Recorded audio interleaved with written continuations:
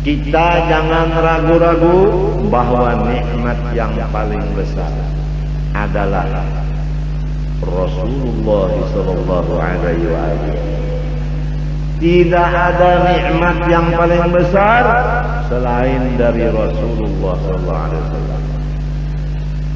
Maka balikannya, tidak ada musibah yang sangat besar selain daripada Rasulullah. Udah hilang, nggak ada lagi di tengah-tengah kita. Terusannya, barang siapa menganggap apalagi meyakinkan bahwa ada nikmat yang lebih besar dari Rasulullah, maka akan dicabut nikmat yang ada-ada ini dari dirinya.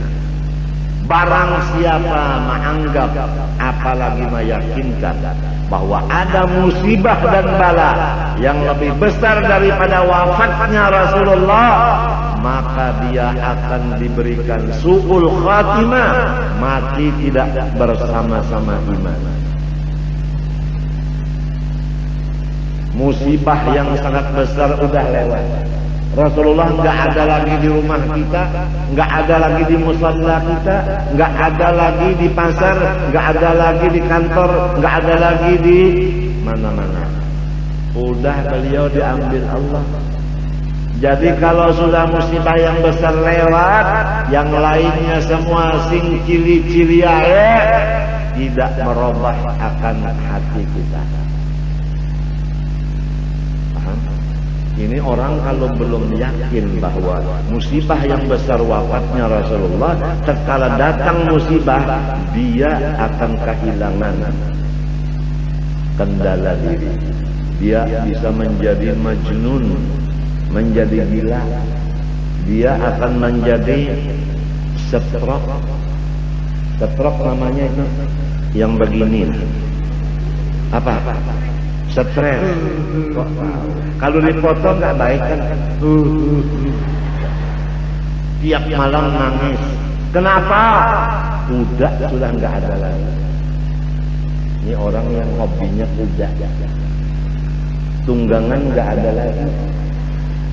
Tapi kalau orang udah ada ilmu bahwa Rasulullah musibah yang besar, yang lain tidak dianggap musibah lagi.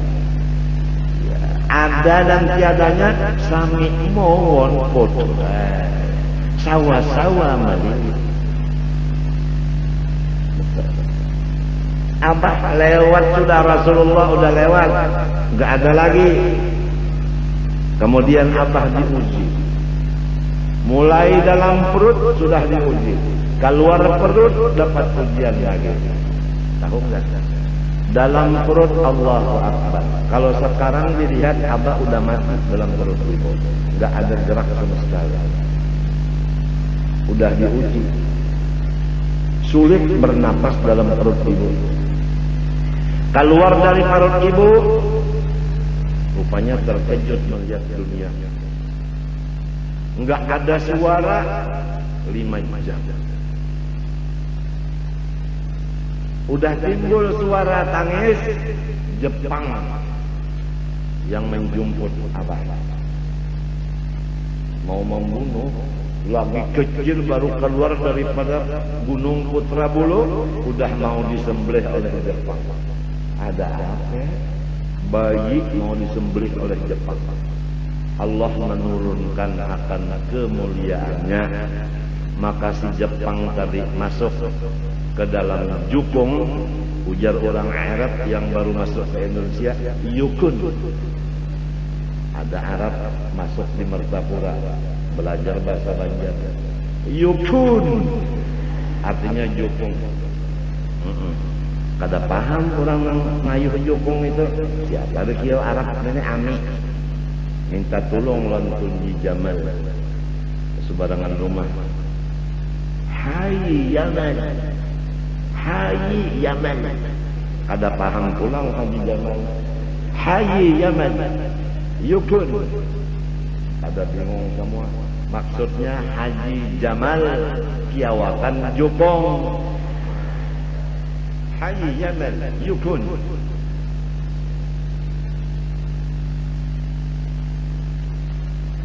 kemudian masuk di dalam yukun si Jepang tadi ngaran kurang kada bisa bakayo membuat di yukung berdiri. Allah Ta'ala menyatakan bahwa ada seseorang yang lahir pada malam ini, maka Jepang guguran semuanya lamas. Jadi abah mulai lahir di parut ibu sudah berperang dengan si Jepang itu, menang. Di mana lahir? Yaitu di kampung Tunggul Putih. Kalau Tunggul Irang memang badan abah separuh hirang, mulai di dada terus sampai ke burung hirang separuh. Itu menunjukkan adalah Tunggul Hirang. Siwah, ya orang tua bahari. Siwah. Luar biasa. Kemudian hendak dibawa ke keraton atau ke pasayangan, maka Jepang hibak keadaan waninya. Habib Hasan Al-Idrus dikiau oleh Tuan Guru Haji Adu Haji Abdurrahman karena Tunggul Irang. Datang Habib Hasan ke sana. Habib Hasan ke sana itu pakai mobil, disuruh silin bawa motor pian. Motor Habib Hasan kada dilihat oleh Jepang, suara mesinnya kada didengar oleh Jepang, Habib Hasannya kada dilihat oleh Jepang. Subhanallah, Tuhan memelihara akan hambanya. Sampai di depan rumah Haji Adu di Sebarang, itu si mobil itu tadi ngarannya motor jamban. Menyubarang Habib Hasan kada melihat pulang Jepang lawan jukungnya, lawan Habib Hasannya, sampai menyebelah ujar Tunjadu bawa akan cucuku ini nah ke pasayangan. Sekarang juga motor pian, ujar Habib Hasan, doa akan berdoa Tunjadu. Maka berbuatlah umah almarhum dan nini almarhumah ke dalam jukung. Sianang nang bangaran Kusairi lagi halus terbuat juga begitu. Maka Jepang kada melihat sampai di higa Jepang berjalan tunah di apa ditumpakan anu Jepang ditumpakan batang baju itu kada melihat juga temenyaannya. Sampai masuk di motor terus di jalanan hibak Jepang lawan senjata. Kada melihat, kada mendengar juga sampai ke pasayangan. Rumah di pasayangan ada atasnya, atapnya tidak ada. Paham? Ada di sini tungkat-tungkat, tawingnya kada ada.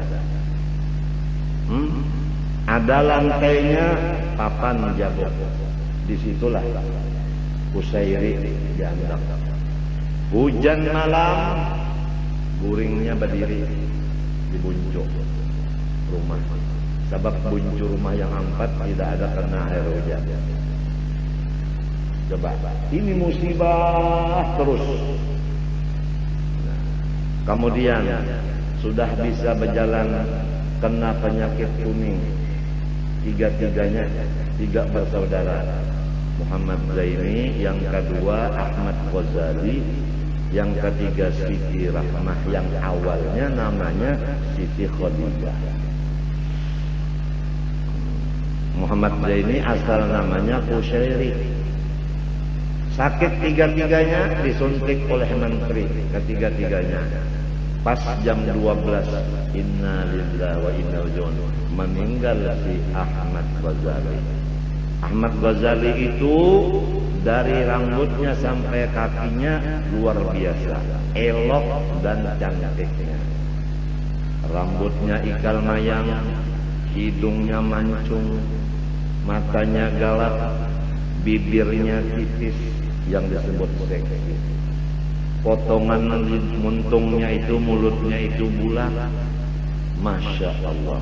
Jarinya dari atas besar mengecil sampai ke kukunya, luar biasa. Orangnya poteh koneng, bercampur merah-merah muda. Seperti ini yang disebut trofi. Luar biasa. Ringkasnya kita teringat Ghazali itu sebagaimana Rasulullah SAW bentuknya. Alifiyul afimiyul fam nuniyul hajim. Hidung seperti alif,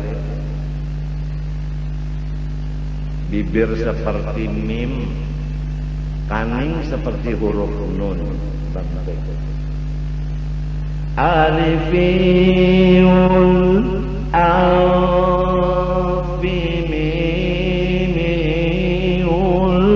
fam nuniyul hajib. Rasulullah meninggal Ghazali. Almarhum Abdul Ghani di Jakarta mencari nafkah.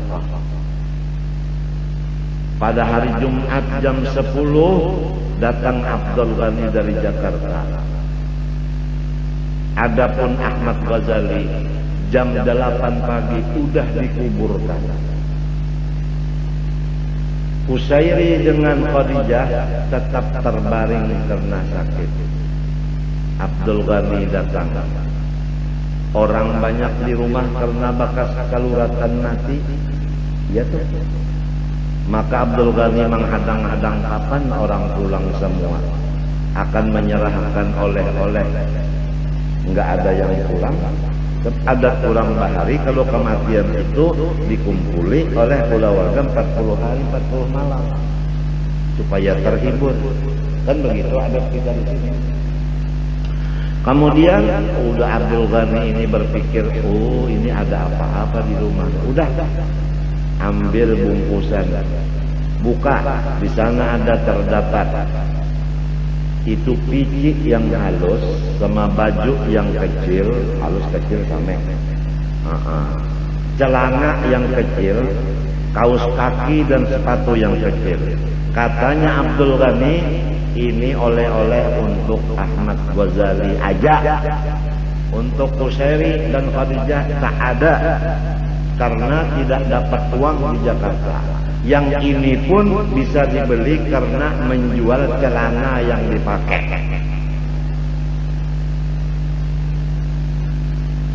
Satu di antara keluarga nggak ada yang menyebutkan Ghazali udah meninggal. Takut semua. Akhirnya beliau tanya, Ghazali mana? Maka katanya, nenek, Ghazali udah meninggal. Tadi jam 8 udah di sana. Ketawalah Abdul Ghani. Begitu. Emang orang yang sangat disayangi ayahnya, Allah lebih sayang lagi kepadanya. Itu kata-kata kampung kita ini, kalau banyak yang menyayangi, umur rajin handap.